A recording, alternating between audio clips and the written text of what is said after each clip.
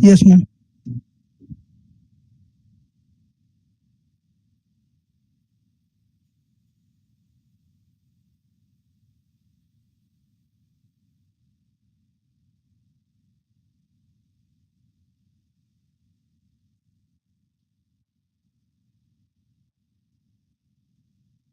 Yes, please.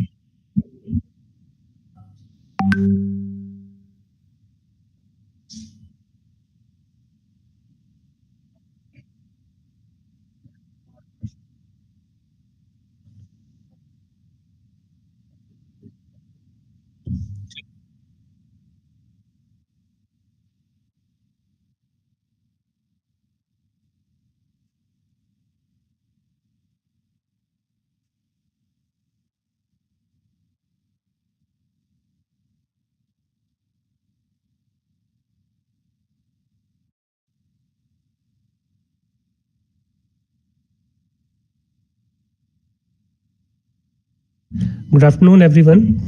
Thank you, Dr. Nitya, for introducing me. And good afternoon to every doctor from every corner of India and abroad who is listening to us today in this CME. And as I have come to know, this is the 22nd episode of CME that CGHS has been conducted, and I'm really thankful to the CGHS that I have been given this opportunity. And I will do my best to do justice to this topic. The topic is obstructive sleep apnea, and I think the reason that this topic was picked up specifically for today's CME, because in our daily practice, especially in our CGHS wellness centers, we see so many patients, and often this is one disease, in fact, a spectrum of disease, which can have many implications, and it is not an uncommon disease. So, and more importantly, it is most often seen in OPD patients rather than IPD patients. So it even becomes more important for the doctors who are working day and night in the CGHS wellness centers and elsewhere to know about this disease. So, starting with what obstructive sleep apnea means, I think we all have seen such patients in our OPD who are who are not aware that they are having this. So it has happens when there is episodic sleep dependent collapse of the upper airway. So whenever the patient sleeps, there is a collapse of the upper airways, because when one sleeps, then there is a decrease in the breathing rate also, as well as the neck muscles become relaxed. So the tongue falls back, and that causes the collapse of the upper airway. This leads to periodic reduction, and in some cases where the severity is more, the complete cessation of ventilation for some time duration, and then the breathing resumes. So it's a cyclical thing. And whenever this happens, because of the sedation or reduction in the flow, air flow, there is hypoxia, hypercapnia, and because this is cyclical happening throughout the duration of the sleep, there is fragmentation of the sleep pattern. So this is an interesting slide that I would like to share with you. This I found incidentally. I was not actually aware that such a slide exists, but this is a slide that has been taken from British Journal of Anesthesia, year 1989. This was the time when obstructive sleep apnea was recognized as a disease, a spectrum of disease, a syndrome rather. And this paper was published by none other than famous Dr. C.D. Henning. And in this picture, we can see that fat person is asleep while he is sitting comfortably in his resting position. And the title that has been given to this picture is that fat boy sleeps again. So basically, this was the first time that it came into the picture that obstructive sleep apnea per se in itself can lead to a number of diseases and has an impact on comorbidities that the person may have. So this landmark paper also shows that we have been aware of the term Pickwickian syndrome. So, which is obesity-related hypoventilation. So, in this paper, that part of the disease has also been covered. So, basically, this is an historical background that I wanted to give about obstructive sleep apnea.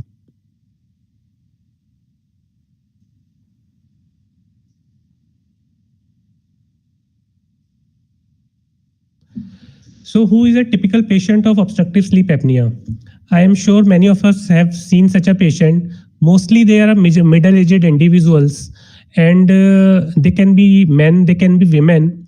But I have specifically taken two subcategories men, of course, middle aged, because androgens have a role in the development of our pharyngeal muscles, the tongue muscles, and they cause increase in the muscle mass in our oropharynx. So they have a higher probability of collapse of upper airways. Whereas in women of childbearing age group, because of the effect of androgen, there is a higher tone of the tongue muscles even during the resting phase and sleep phase. So the chances of obstruction in the upper airways is lesser in childbearing age group female, and hence postmenopausal women have a higher chances of having obstructive sleep apnea, especially when there is associated obesity. Because when there is obesity, there is higher soft tissue in the neck muscles. There is increase in the girth of the neck, which overall contributes to the obstruction of the upper airways. And in such patients, the hypertension is common. So often we will see that in our OPD setup, someone who is sitting waiting for his turn to meet the doctor among other patients, and we can hear loud snores. He is already sleeping when while he is awaiting for his turn to meet the doctor. So that may be the first symptom that a doctor can pick up that this patient may be of obstructive sleep apnea. And when we see the reports of such patients, then we may see erythrocytosis in the form of raised PET cell volume or higher hemoglobin. And that is because of chronic hypoxemia, especially during the night. So there is higher production of the red blood cells, higher erythrocytosis, erythropoietin release, and leading to erythrocytosis. So this is a photo of a gentleman, and as we were discussing earlier, so I think this patient has a. So talking about the symptoms, I will like to continue. So such patients have loud cyclical snoring. So snoring, if someone is snoring alone, that may not qualify as obstructive sleep apnea. That we will discuss how we diagnose it. So there may be snorers. There may be snorers with obstructive sleep. So in obstructive sleep apnea, there is loud cyclical snoring with intermittent breath cessation. And obviously patient himself or herself doesn't give that history. It is the bed partner, the spouse of the patient or sibling can give you the history for such episodes in the night. Patient may have sudden arousals in the night with choking episodes. And this leads to a lot of discomfort for the patient because he or she is not able to complete the normal sleep during the night. Because of that, because there is lack of sleep, the patient often feels sleepy during the daytime. Such sleepiness may be of such a degree that patient is reading a newspaper or some magazine and he or she sleeps during that time, or just watching a monotonous TV news, some TV serial or some OTT, and patient starts snoring. There is unrefreshing sleep when one gets up in the morning, and this leads to fatigue, because we all know that if we don't get a good restful night sleep, then we do feel fatigued the next morning. And lethargy is the same. So because of these symptoms, when this happens over days and weeks and months and years, patient may end up in depression. Other symptoms which are less common may include morning dry throat, because sometimes there is nasal obstruction contributing to obstructive sleep apnea. So patient has to mandatorily do mouth breathing. So that leads to symptoms of dry mouth in the morning. Because of the lack of sleep, unrefreshing sleep, there may be morning headaches. So these are some of the symptoms that we have to pick up as clinician. And over a period of time, this may lead to impotence, enuresis, sometimes nocturnal sweating. Though if there is nocturnal sweating, we have to be very watchful and careful that this may be an ominous sign for cardiovascular diseases. So what are the associated conditions that may be seen with obstructive sleep apnea? The first of all is nasal obstruction. So nasal obstruction may be temporarily due to common cold, or it may be because of some structural cause such as polyps or deviated nasal septum. So if such conditions are there, the patient may be predisposed for such episodes of obstructive sleep apnea. Then in some patients, there may be tonsillar hypertrophy, adenoidal hypertrophy because of some local oropharyngeal infections that may, along with a prominent tongue.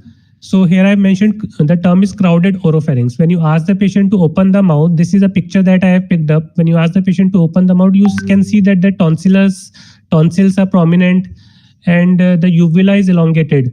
And in some patients, you may find a prominent tongue also. So we can easily see that the airway is already compromised. And when the patient falls asleep, because of the decrease in the tone of the pharyngeal muscles, the oropharyngeal muscles, the airway is further compromised, leading to symptoms of apnea and hypopnea. A very interesting point that I would like to highlight at this point is that all patients of obstructive sleep apnea may not be obese. So I think this is very important, because we are often seen patients that are related to obesity, but we miss those patients who are thin-built. So those thin-built individuals sometimes give symptoms of obstructive sleep apnea because there may be mandibular hypoplasia and some condition called retrognathia. So because of the malformation of their oropharyngeal structures, there is decrease in the patency of the airway. Other condition that is commonly seen in the OPD practice is hypothyroidism. So because hypothyroidism, we know that it is associated with pretibial edema, pedal edema, edema elsewhere. So it is also associated with edema in the oropharynx. The muscles get, there is glycan deposition, same is with acromegaly, along with soft tissue edema. And there are certain neurological disorders such as Scheidegger syndrome, which are related to dysautonomia and multisystem atrophy, and obstructive sleep apnea may be just one form of presentation in such patients. So here I have put a graph, and as we can see that on the x-axis, on the horizontal axis is the neck circumference. So right from 32 inch to 52 inch. So it is increasing as we go from left to right. And on the vertical or y-axis is a drop in the saturation in oxygen, particularly more than 4% SpO2 dip per hour. So we can see that this correlation graph shows that as the neck circumference increase, that is, more is the patient has a higher girth of the neck, which we have called bull neck. So there are higher chances of drop in the saturation per hour during sleep. So beyond 44 centimeters, there is higher chances of drop of saturation more than 4%. It's the number of times that the saturation falls to more than 4% beyond normal. So it may reach as high as, say, 70 or 80 times per hour. So there's a direct correlation. It's a correlation graph. So I think the most important question here is why to diagnose. The patient has symptoms. We will treat the hypertension. We will treat the diabetes, and if at all patient has hypothyroidism, we will treat it. Why obstructive sleep apnea needs special attention? So because it is very important, patient because of this obstructive sleep apnea is having a poor quality of life. I think as clinicians, as doctors, our motto should be to improve the quality of the life of the patient. So to manage, by managing along with the comorbidities, if we manage obstructive sleep apnea separately, I think that can be a major boost to the quality of the life of the patient. And I think even more important than this, if we do not treat obstructive sleep apnea, it has been seen that there is 3 times increased risk of motor vehicle accidents. So we often do not take history that the to our wellness center how the patient has come. Most of the patients are nearby, so they may be using some rickshaw, scooter, motorcycle, or anything. So if they are driving, or cars, so if they are driving on their own and they fall asleep while driving, because sometimes we have monotonous traffic in Delhi, or especially on highways, when you are just speeding your bike, you are speeding your car, there is no obstruction, and the vehicle is going, there is no turn, then sometimes we tend, one person suffering from obstructive sleep apnea may tend to sleep, so that can be fatal. So I think this is one of the most important aspect that we should remember. Other than this, we have already discussed that there is increased cardiovascular risk. Such patients are at higher chances for stroke, uh, myocardial infarction, peripheral vascular disease, or any other cardiovascular risk. So there is a direct correlation. Such patients are also at higher risk for dysarrhythmias. Dysarrhythmias, I mean both bradyarrhythmias and tachyarrhythmias. So, if the patient has a poor ejection fraction, already a known case of cardiomyopathy, if such patient has obstructive sleep apnea as well, then there are higher chances that patient may have sudden cardiac death also. Not only this, obstructive sleep apnea directly correlates with the poor control of diabetes and hypertension. No matter how much better you give the medicines, you give insulin, you give 4 antihypertensive drugs, the patient is not getting controlled, because we have to address the issue of obstructive sleep apnea alongside the medicines that we are giving for comorbidities. Dyslipidemia is another thing. Then such patients are also predisposed to pulmonary hypertension. So pulmonary hypertension, I would rather say, is a uh, elephant in the room, and is something that we often close our eyes to, because pulmonary hypertension will not present itself until unless it's very late, when there is evidence of right sided heart failure, and at mostly at those times we don't have much to do with us. So picking up such things early will go a long way in managing the patient. And because of all these things, patient may have accelerated aging. So how to diagnose? So there is one answer: polysomnography, PSG. So this is a typical patient that who is undergoing polysomnography, and as you can very well see that the patient is resting comfortably during the night, sleeping in dedicated sleep labs, and so many monitors are attached to the patient. So the upper monitors are there, which are on the face and scalp. They measure eye movement and brain activity. There are sensors at nose which measure airflow, because these are very important. Through these sensors only we come to know that the patient is having episodes of apnea. Then there is one sensor that you can see at the chin, that can see the movement of the jaw. Then there is ECG that is attached. Then there are elastic belts which are having sensors around the chest and belly, so that the rise of the chest with breathing, the rise of the abdomen or fall can be detected. Then there is a sensor on the finger which sense SpO2. So these are various components. And continuing in the same thing, it's an all night monitoring. The patient has to sleep mandatorily in the lab itself. The report will be generated the next morning or a day after the parameters have been well vetted through. So electrooculography that we were discussing earlier, the sensors which were there on the eye, They are meant to detect the rapid eye movement during REM phase of the sleep. Then there are another sensors on the legs. Sometimes because at the time of arousal there is movements at the legs, so such arousal episodes can be caught. Also there is videography. So any arousal episode can be later checked at what time at and how many times the patient aroused. There is ECG, electroencephalography. As we have discussed, there is respiratory flow measurement, effort measurement, then SpO2 measurement, as we have discussed. Another parameter that is often taken is carbon dioxide, and it is either end-tidal through the air that the patient is breathing out, or it may be transcutaneous measurement also. So all those things are non-invasive, nothing invasive. It's a non-invasive procedure, non-invasive investigation. And though it is the good thing is that it is non-invasive, it may be in the next I will be discussing in the next slide. But first of all, what exactly we are measuring in polysomnography? How does it help us?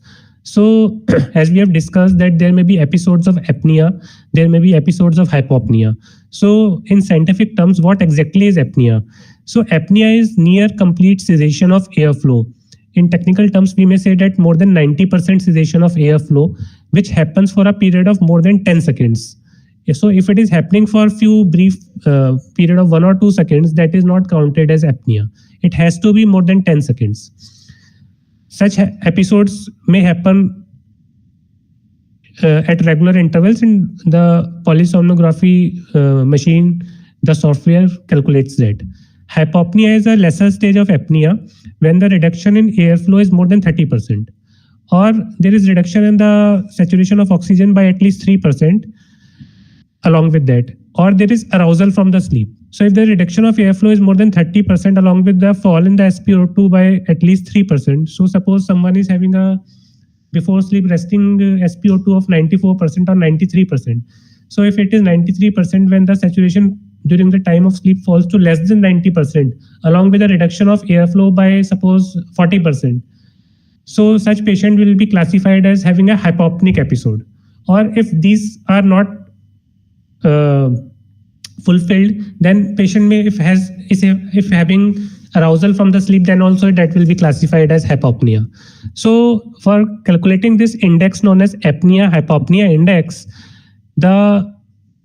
we add total number of apnea episodes and hypopnea episodes occurring per hour of sleep. There is another index which is called respiratory disturbance index that I have not included here, but I would like to share with you. So in respiratory distress index, there is another entity called RERA.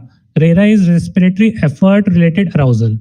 So those episodes which are neither classified as apnea nor as hypopnea, still the patient is having arousal. Then though I have mentioned arousal in hypopnea here, but in conditions where we calculate RDI, respiratory disturbance index, there we we keep arousal from sleep under RERA, respiratory effort related arousal. So respiratory disturbance index is nothing but some addition of apnea, hypopnea, and RERA episodes occurring per hour of sleep. But this is a more popular index, and I think we should be knowing this, and our diagnosis won't be hampered. So this is a typical sample graph of an obstructive sleep apnea patient recorded by the polysomnography machine. So there are various tracings. As we can see, it's from EEG, electrooculography to both right and left they have taken. Then electromyography from the chin and the leg muscles. Then the fifth tracing is for the airflow, those sensors which were near the nose attached to the nares. And then there is movement of the rib cage and abdomen that has been recorded. So if we specifically look at the airflow tracing, we can see that there is normal rise and fall as happens in inspiration. But at the fourth cycle, there is a continuous sedation, I think, which is happening for more than 10 seconds. I cannot comment on the time here because that has not been mentioned. But there is a continuous cessation of airflow, and then the airflow, you can see that there is again airflow is resumed in the pattern. So this episode is typically typical apneic episode, and we can see that the rib cage movements are amplitude is also decreased. The abdominal movement amplitude is also decreased. And normally what happens that there is a sync between the chest and the abdomen. So whenever there is a with the inspiration rise in the rib cage, there is simultaneous rise in the abdomen. But what happens sometimes when there is complete apnea, there is complete blockage because of the falling of the tongue. There is a thoracic block. So there is a negative pressure that is created within the thoracic cavity. So at that time there will be rise in the rib cage, but because of that negative intrathoracic pressure, the abdomen will be pulled inwards. So there is a reverse movement of the abdomen, as we can see here in the 7th 8 tracing, and this is what is called paradox. So paradox is another indicator that the patient is having obstructive sleep apnea. So why do we need an index? The need of the index is because we have to separate two patients who is having mild OSA, who is having moderate OSA, and who is having severe OSA. So up to 5 episodes can happen in normal individuals also. So up to 5 apnea and hypopnea total episodes may happen in normal individuals. That is not obstructive sleep apnea. But if it is happening more than that, then it is obstructive sleep apnea. And if it is between 5 and 15, we called it as mild. If it is more than 15, that is up to 30, we call it moderate. And if it is more than 30, if a patient is having more than 30 episodes per hour of sleep of apnea and hypopnea, including RERAs, then that patient is suffering from severe OSA and definitely needs treatment. We will be covering that later. So what are the limitations of polysomnography? It is such a useful non-invasive test. I think even drawing a blood sample is considered an invasive test because some people are especially afraid of getting phlebotomized. So I think PSG is a perfectly non-invasive test. What's the problem? But there are limitations. And what are those? It's a cumbersome. Someone has to leave the comfort of his home and come to the sleep laboratory for spending a night there. There are so many sensors, wires, headbands attached to the leg, abdomen, chest, eyes, scalp. So I think we all know that it's cumbersome. It is costly. So in a government setup, wherever we are doing it, either in RML, subjecting or elsewhere also, I think. But in the private sector, if someone is doing, then this is a costly procedure because it needs a separate dedicated lab, sleep lab. It is not. We can see that it there at every nook and corner. So there are specialized centers who are doing polysomnography. So obviously there is lesser availability of the test for diagnosing. So another limitation is that this index, apnea hypopnea index, if someone is suppose having an apnea hypopnea index of 14 tonight, that doesn't mean that patient will have 14 apnea hypopnea index of 14 tonight.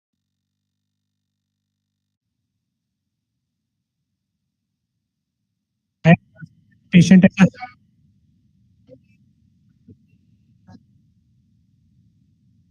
okay.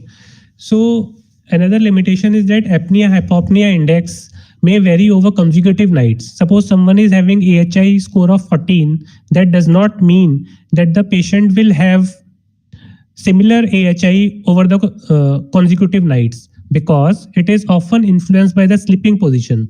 If someone is sleeping supine, then there are higher chances that the patient will have higher AHI. At the same time, if the patient is in the sideways position or in the prone position, then the AHI may decrease. Similarly, with alcohol intake, the AHI score may increase. There are certain medications, especially opioids, benzodiazepines, which causes the relaxation of the pharyngeal musculature, which leads to variation in the AHIs. And so is the fluid balance, which may be seen in conditions such as CHF. So if there is ascites, if there is pedal edema, if there is fluid imbalance, excess fluid, then that may also be seen in the neck muscles, the soft tissue that may contribute to OHA. So what is the solution? So there is no match to, I think, polysomnography, and it's a gold standard test. But in those patients where there is a very strong clinical suspicion of severe obstructive sleep apnea, those patients may qualify for a lesser degree of test, which we call also as home-based test. And here we can see that this gentleman is just having a simple sensor attached to the rib cage, which detects the movement of the chest. There is another sensor at the nares, which measures the airflow, and just a simple pulse oximeter attached to the finger. So, not for such patients may be diagnosed with this a simple test. Patient can do it from his or her own room. But when we have a doubt that the patient may or may not have OSA, this test does not help. It only helps where there is a strong clinical suspicion for severe OSA. So coming to the treatment, continuous positive airway pressure is the gold standard. But what do we mean by continuous positive airway pressure? So what happens that if we, by the help of a CPAP machine and a face mask, if we deliver a continuous positive airway pressure of suppose 5 centimeters of water, starting with 5 centimeters of water, then what happens because of that air pressure, even during the sleep, even during apneic episodes, hypopneic episodes, there will be opening, a minimum opening will be maintained in the airways. So even during the phases of inspiration as well as expiration, the positive airway pressure is delivered to the patient, and hence the name of the treatment, continuous positive airway pressure. Who qualifies for CPAP? Does every patient of OSA requires a CPAP machine? Because we know that CPAP machine comes costly. It's not a routine thing that we go and buy. It's a device that needs proper purchase, maintenance, know-how of techniques to know-how of using it. So no, every patient of OSA does not require. If the patient is having an index score of more than 30, that is severe, that is class A indication. All severe OSA patients need CPAP treatment. That is very sure. But sometimes if the score is less and is patient is having prominent oxygen desaturation, suppose someone is having saturation of 70%, though index is coming around 22, 24, or if the patient is having excessive daytime sleepiness, that is producing a challenge to the patient in doing his or her daily activities, or if the patient is having respiratory, cardiovascular, or cerebrovascular comorbidities. So such patients may be also qualified for CPAP therapy at a lower AHI, but definitely not below 15. What is adherence?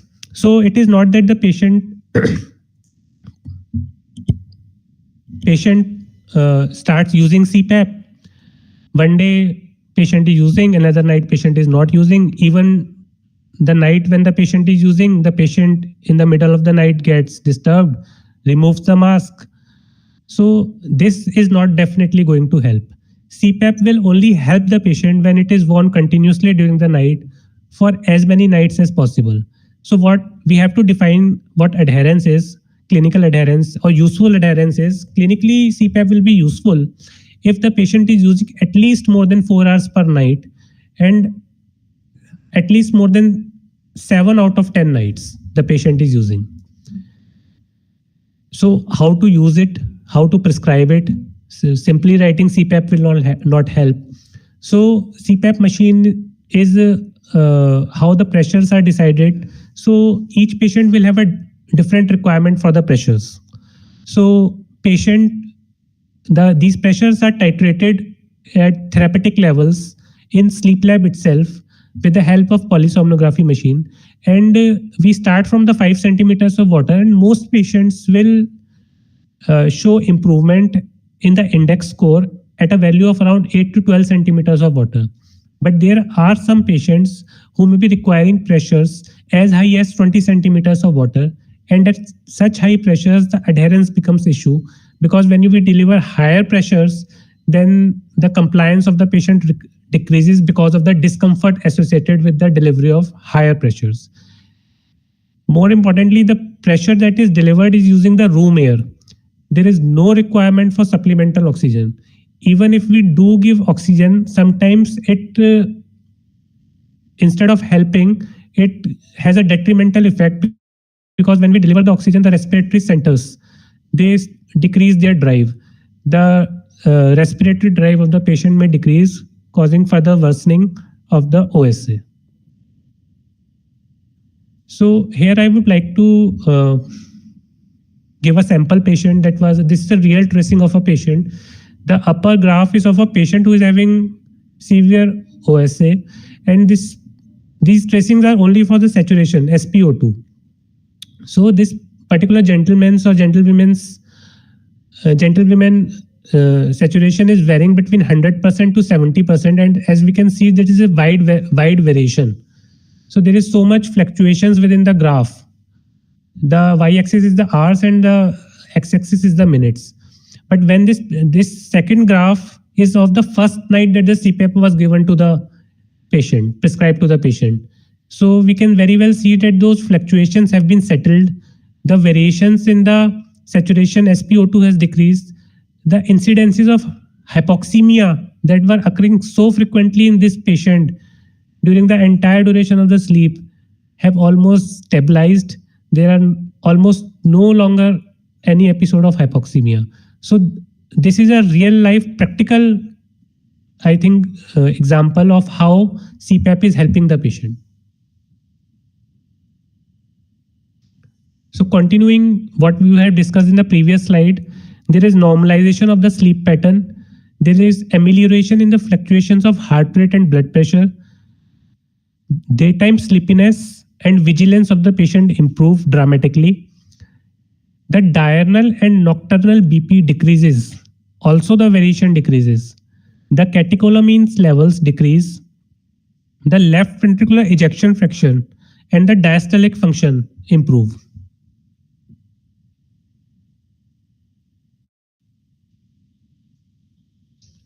So here is another graph, and there is a comparison between the correlation between the cumulative incidence of fatal cardiovascular events and the duration that the study was done. So as we can see that in the green bar line, the green line is the controls, and then there are snorers, and there are mild OSA, severe OSA, and OSA with CPAP. So the topmost line, which is having maximum cumulative incidence of cardiovascular events, are those who are having severe OSA. But those cases of OSA who were given CPAP therapy, the cumulative incidence of fatal events, cardiovascular events, had diminished substantially. And also we can see that snorers who are not classified as OSA, they have only a slight higher incidence of cumulative incidence of serious events compared to the controls. So continuing with CPAP, so these are various interfaces that are available in the market, and in photo A we can see that is a nasal mask, and it is covering the entire nose. The mouth is spared. In the B photo we can see that these are nasal pillows, and the entire nose is not covered, only the positive airway pressure is delivered through the nares.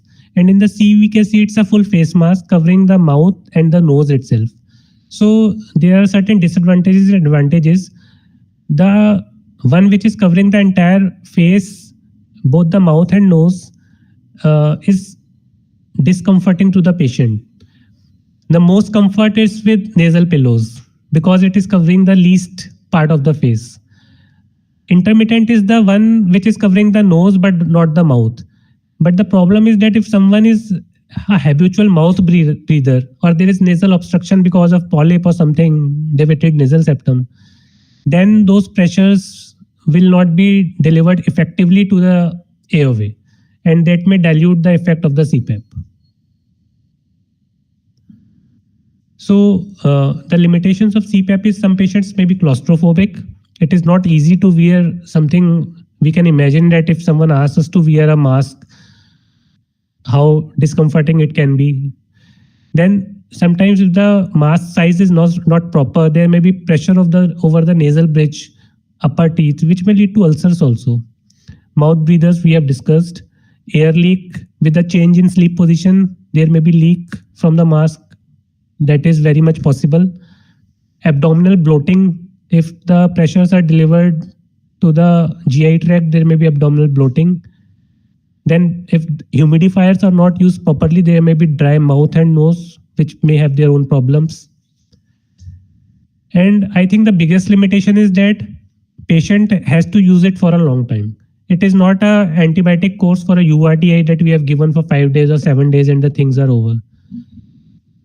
It is not something that the antihypertensive medicine that the patient is prescribed amlodipine once or twice a day, patient takes, BP is controlled. So it's a totally different ball game. As important as CPAP, equally important is supportive management. Patient has to avoid alcohol, benzodiazepines, opioids. Patient has to avoid supine position, sleeping position as far as possible. Till the time patient is having symptoms of severe OSA, one should definitely avoid driving, use of heavy machinery. If someone is a diver, deep sea diver, that should be avoided because that can be dangerous to the life of patient itself and for others also. Weight loss is a very important part of the management. It has been seen if someone who is having a BMI of more than say 40, and if such a person loses a weight of more than 10 kgs, in 50% of patients the OSA may resolve on its own without need for CPAP therapy. If there is associated hypothyroidism or another disease such as nasal obstruction, acromegaly, something else that we have discussed, that has to be treated as part of supportive management. So, okay, I tried CPAP in a patient. That patient is uncomfortable at whatever counseling you give the patient is not ready to wear it. He is claustrophobic. So, what is the alternate therapy? So there are certain surgical procedures. The first one I have mentioned is uvulopalatopharyngoplasty. So here, as we had seen earlier, there may be crowded oropharynx, and then this procedure may be helpful in certain patients who are suitable for surgeries. 15 up to 15 millimeters of soft tissue is raised in such patients to increase the patency of the airway, especially during sleep. There are certain splints that are available, which are called mandibular advancement splint. And though it is helpful, it is not that helpful as CPAP. There are certain radiofrequency ablative surgeries, reductive surgeries in those who have prominent tongues and soft palate. The newest modality, which is there for the treatment of obstructive sleep apnea, is hypoglossal, that is a 12th nerve stimulation. So, because falling back of tongue is central to the pathophysiology of obstructive sleep apnea, and we all know that the tongue is supplied by the 12th nerve, the hypoglossal nerve. So, similar to a pacemaker, there is an implantable electronic device that is implanted subcutaneously somewhere on the precordium, chest wall, and from there a sensor is attached to the rib cage for picking up episodes of apnea, hypopnea, and another stimulating lead goes to the 12th nerve for stimulating it, and it is happening either on the right side or the left side. So unilateral stimulation is there. So whenever there is episodes of apnea, hypopnea as detected by the sensor, there is a discharge of the current electric stimulation of the 12th nerve. So the musculature becomes more, there is an increase in the tone of the tongue muscle musculature, and that abates the episode. In those patients who have an BMI of more than 40 or those having a BMI of more than 35 with comorbidities and who are not getting adequate results with conservative management in the form of weight loss, diet management, exercise, those patients may qualify for bariatric surgery. So earlier we were discussing mandibular advancement device or splint. So this is how it works. It is attached to the both lower jaw and upper jaw, and as we can see that both maxilla and mandible are pulled forwards.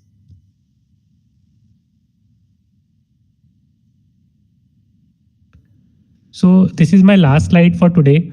And the take home message, I have kept it very simple specifically because OSA is something that cannot be picked. It is not something that cannot be treated, but it is very much something which is often ignored. So I think the message is very clear that don't ignore OSA. And from OSA, I not only means obstructive sleep apnea, I also mean Old Student Association. So it has by meaning, and we should be connecting with each other, our college seniors, our colleagues, more often. Thank you.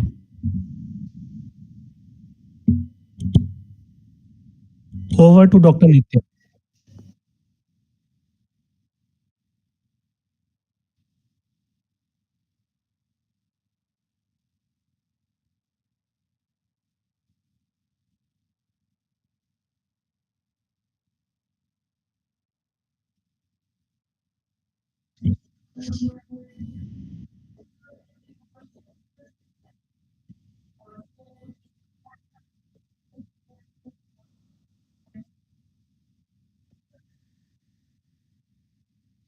Yes.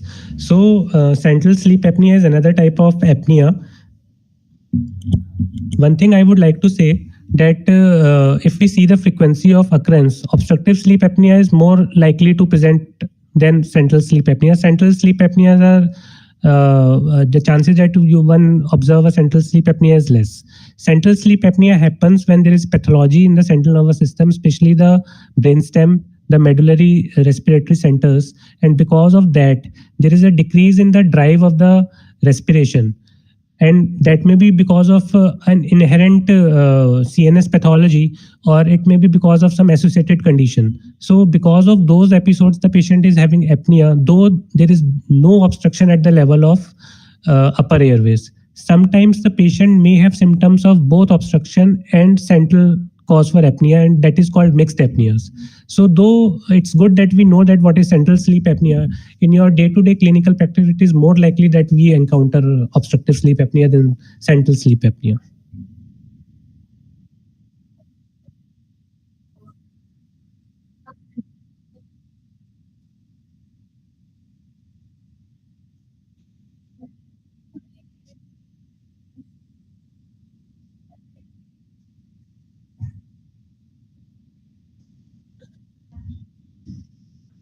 So yes, so BiPAP is a form of CPAP only. So the idea is to deliver a positive airway pressure during both inspiration and expiration.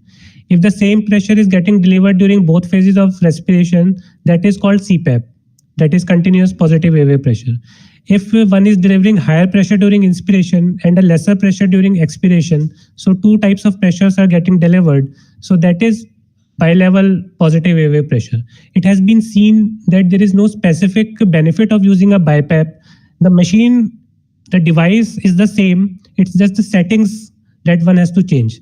It has been seen that if we make the setting same throughout the entire phase of respiration, it has same effect. So I think CPAP therefore is advised.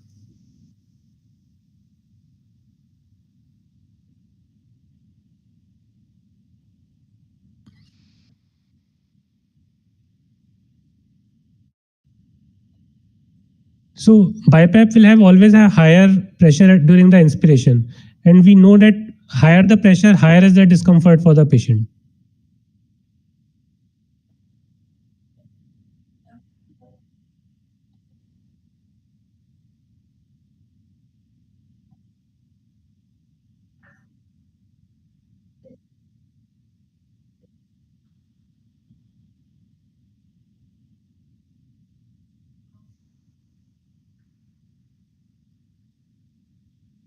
Yes, so if there have been incidences when the patient has started on CPAP, but because of the results that have come up with the weight loss management and supportive treatment, some patients have been weaned off of CPAP also. So it is not something uncommon.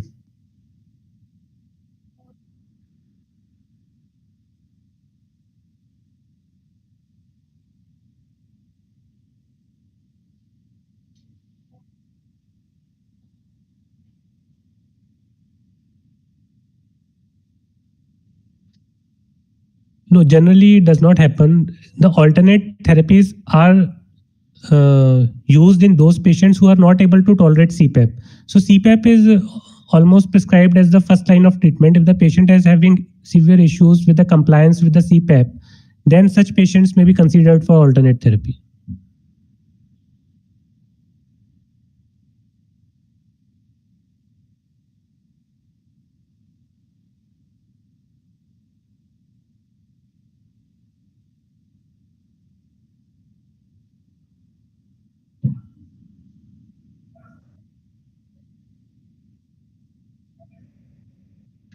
So even in normal built individuals, if the patient is having complaints of snoring, cyclical episodes of apnea as witnessed by sleep partner, or if the patient is having excessive daytime sleepiness, and you see that the patient is not obese, so it is not that you will not suspect OSA, because the patient may have inherent malformation of the maxilla, mandible, or because of the adenoidal hypertrophy that may contribute to OSA. So one has to be vigilant for picking such patients.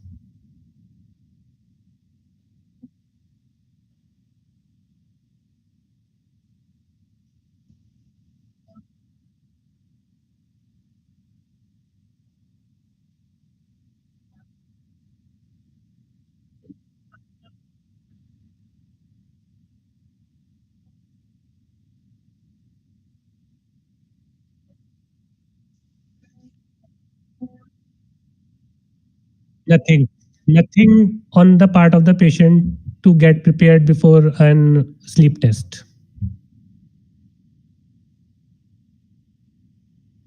Yes.